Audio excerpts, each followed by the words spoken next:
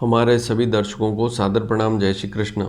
आज मैं आपको सूर्य की और चंद्रमा की दोनों की एक ऐसी स्थिति और दो राशियों पर स्थिति बताऊंगा।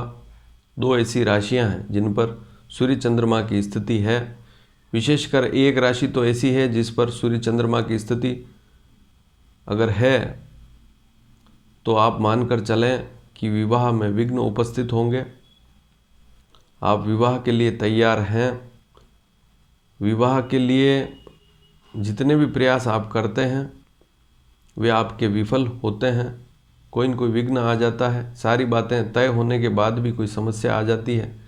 सगाई तय हो गई तब भी उसमें रुकावट हो जाती है। विवाह की तारीख तय हो गई तब भी रुकावट आ जाती है।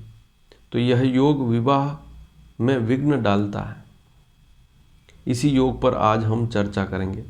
पूर्व में भी मैंने विवाह में देरी के या विवाह के योगों के बारे में बताया है कि किस प्रकार की स्थितियां होती है जो विवाह के योग बनाती है या विवाह में देरी होती है। यदि आपने उन वीडियो को नहीं देखा है तो प्लेलिस्ट में जाकर उन वीडियो को अवश्य देखें। और यदि आप हमारे इस चैनल को सब्सक्राइब करेंगे तो आने वाले समय में आपको सारी जानकारियां समय पर मिल पाएगी। तो चैनल को सब्सक्राइब करना बिल्कुल भी ना भूलें। सूर्य और चंद्रमा दोनों जब साथ में होते हैं ऐसी स्थिति कब बनती है? अमावस्या के लगभग। अमावस्या तिथि से एक दिन पहले एक दिन बाद वाली स्थिति में ऐसी स्थिति विशेष तौर से बनती है। सूर्य और चंद्रमा का साथ में एक ही राशि पर होना यह बुरी स्थिति चंद्रमा के लिए विशेष होती है। चंद्रमा आपकी राशि है, आपका मन है, आपकी माँ है, आपकी सुख सुविधाएं हैं। सारी स्थितियां चंद्रमा से ही देखते हैं। आर्थिक स्थिति है, कितना वैभव है। यदि कुंडली में चंद्रमा कमज़ोर है तो सारी स्थितियां खराब हो जाती हैं। तो केवल विवाह ही नहीं दूसरी स्थितियां भी खराब हो जाती है। यदि सूर्य के साथ चंद्रमा है और चंद्रमा अस्त है तो विशेष स्थिति खराब होती है। तो पहली जो राशि है वह राशि है सिंह राशि। आपकी जो लग्न कुंडली है, आपको अपनी लग्न कुंडली ही खोलकर देखनी है। यहाँ पर कुंडली देखें, सभी भाव लिखे हुए हैं, D1 चार्ट।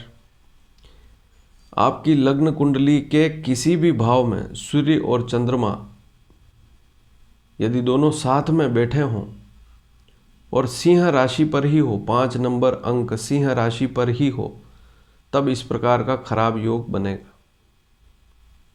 और विशेष खराब स्थिति कब बनेगी वह भी बता देता हूँ। वैसे तो पुराने ज़माने में छोटी जन्म पत्रियाँ बनती थी। आजकल जन्म पत्रियाँ जो जन्म पत्रिकाएँ बनती है काफ़ी विस्तृत बनती है। सभी ग्रह स्पष्ट होते हैं। तो आपको सूर्य और चंद्रमा को देखना होगा कि वे कहीं पूर्वा फाल्गुनी नक्षत्र पर तो नहीं। सिंह राशि में 3 नक्षत्र, वैसे तो सभी राशियों में 3 नक्षत्र होते हैं। तो सिंह राशि में मगा नक्षत्र होता है, पूर्वा फाल्गुनी नक्षत्र होता है और उत्तरा फाल्गुनी नक्षत्र होता है। यदि सूर्य और चंद्रमा दोनों 13.33 डिग्री से 20 डिग्री के बीच में बैठे हुए हैं सिंह राशि पर, तो वे पूर्वा फाल्गुनी नक्षत्र पर होंगे। दोनों ही यदि सिंह राशि 5 नंबर अंक पर पूर्वा फाल्गुनी शुक्र के नक्षत्र पर बैठे हुए हैं। पूर्वा फाल्गुनी नक्षत्र का स्वामी कौन है? शुक्र। तो शुक्र के नक्षत्र पर यदि सूर्य और चंद्रमा बैठ जाएं सिंह राशि पर, ऐसी स्थिति में ये सारी समस्याएं खड़ी होती है। विवाह में विघ्न आते हैं। सगाई हो गई तब भी विघ्न आएंगे। विवाह की तारीख तय हो गई लेकिन विवाह नहीं होता है। ये सारी समस्याएं इसी कारण से होती है। यदि यह स्थिति लग्न कुंडली में है तो नवमांश कुंडली में ध्यान से देखें। नवमांश कुंडली को भी D9 चार्ट को भी ध्यान से देखें। ऐसी स्थिति में आपकी कुंडली में नवमांश कुंडली में सूर्य और चंद्रमा या तो 5 नंबर सिंह राशि पर होंगे या सूर्य चंद्रमा में से कोई एक प्लेनेट कन्या राशि पर होगा, एक सिंह राशि पर होगा। ऐसी स्थिति बनेगी। तो नवमांश कुंडली में भी ये सिंह या कन्या राशि पर ही होंगे सूर्य चंद्रमा। तो यह स्थिति इस प्रकार से बनती है कि लग्न कुंडली में, वापस सुन लें, लग्न कुंडली में सूर्य और चंद्रमा कुंडली के किसी भी भाव में कोई भी भाव हो सकता है, चाहे लग्न हो, द्वितीय भाव हो, तृतीय भाव हो, चतुर्थ भाव हो, पंचम भाव हो, षष्ठ, सप्तम, अष्टम, नवम, दशम, एकादश, द्वादश, किसी भी भाव में हो सकते हैं दोनों एक साथ में, और वहाँ 5 का अंक लिखा हो। यही बात ध्यान में रखनी है। और पूर्वा फाल्गुनी नक्षत्र पर ही हो। कहने का तात्पर्य, ग्रह स्पष्ट सारणी आप अवश्य देखें, उसमें ये दोनों यदि पूर्वा फाल्गुनी नक्षत्र पर हैं, 13.33 डिग्री से 20 डिग्री के बीच में हैं, तो यह योग बनेगा। शुक्र का जो नक्षत्र है पूर्वा फाल्गुनी, उस पर ही सूर्य चंद्रमा का प्रभाव होना चाहिए। कहने का तात्पर्य, सूर्य चंद्रमा सिंह राशि पर पूर्वा फाल्गुनी नक्षत्र में ही होने चाहिए। पूर्वा फाल्गुनी नक्षत्र का स्वामी शुक्र है, और शुक्र आनंद को देने वाला है, वैभव विलासिता को देने वाला है, भौतिक सुख देने वाला है।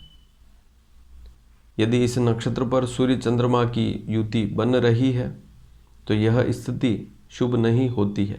हालांकि सिंह राशि सूर्य की स्वयं की राशि है, तब भी यह स्थिति ठीक नहीं होती है। यदि कुंडली में सूर्य चंद्रमा सिंह राशि पर 5 नंबर अंक पर 6ठे भाव में, 8वें भाव में या 12वें भाव में बैठे हों तो यह स्थिति और ज़्यादा खराब होती है। इस योग से केवल विवाह ही नहीं बल्कि आपकी आर्थिक स्थिति, मानसिक स्थिति, व्यापारिक स्थिति, पारिवारिक स्थिति, सारी स्थितियां खराब हो जाती है।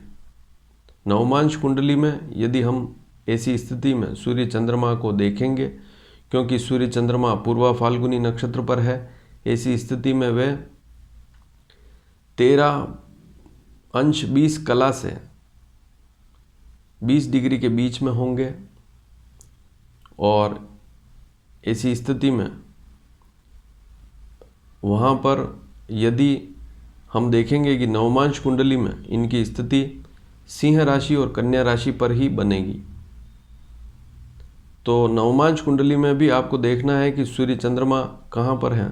वे वास्तव में अगर आप देखेंगे तो नवमांश कुंडली में सूर्य चंद्रमा दोनों या तो सिंह पर होंगे या कन्या पर होंगे, या एक सूर्य है वह सिंह पर है, चंद्रमा कन्या पर है, ऐसी स्थितियां बनेगी। दोनों इन्हीं राशियों पर नवमांश कुंडली में होंगे, तभी जाकर यह योग बनता है। और इस योग के प्रभाव से समस्या रहती है। आप जहाँ कहीं पर भी विवाह से संबंधित बात करते हैं वहाँ बात नहीं हो पाती है, बार बार रुकावट होती है। सगाई हो गई तब भी कोई समस्या आ गई, सगाई टूट जाती है।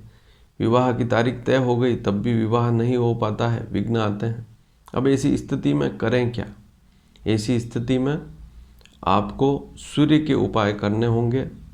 सूर्य के वैदिक मंत्र, आसपास में कोई पंडित हो तो उनसे वैदिक मंत्रों के जाप करवाएं।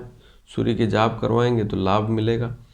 और यदि आप स्वयं भी करते हैं तो आदित्य हृदय स्तोत्र का पाठ करें। नियमित भगवान सूर्य को अर्घ्य देवें। इसके साथ ही गायत्री मंत्र का भी पाठ करेंगे तो लाभ मिलेगा। और सूर्य का हवन करेंगे तो श्रेष्ठतम लाभ मिलेगा। उसमें आप आक की लकड़ी और किशमिश, हवन सामग्री जो होती है उसमें किशमिश को भी डालना है, तो उसका भी प्रयोग करना है, तभी जाकर आपको विशेष लाभ मिलेंगे। तो सूर्य की पूजा करनी विशेष लाभकारी रहेगी। और एक प्रयोग आप और कर सकते हैं, आप भगवान शिव के चंद्रशेखर स्तोत्र का पाठ भी कर सकते हैं। बाजार में यह पुस्तक उपलब्ध है, इसको आप लाकर विशेषकर चंद्रशेखर स्तोत्र का पाठ करें। रुद्राभिषेक की पुस्तक मिलती है, उसमें भी यह स्तोत्र आपको मिल जाएगा, चंद्रशेखर स्तोत्र। इसका पाठ करेंगे तो आपको विशेष लाभ मिलेगा। यदि कोई विघ्न आ रहा है तो वह समाप्त हो जाएगा। तो इस उपाय को करें, लाभ मिलेगा। सूर्य चंद्रमा यदि आपकी कुंडली में 5 नंबर अंक सिंह राशि पर है और नवमांश कुंडली में भी यदि वे सिंह और कन्या राशि पर हैं, विशेषकर पूर्वा फाल्गुनी नक्षत्र पर है सूर्य चंद्रमा, ऐसी स्थिति में यह योग शुभ नहीं होता है। इसका उपाय करें तो लाभ मिलेगा। और यदि यह वीडियो आपको पसंद आया हो तो शेयर करना बिल्कुल भी ना भूलें। धन्यवाद। जय श्री कृष्ण।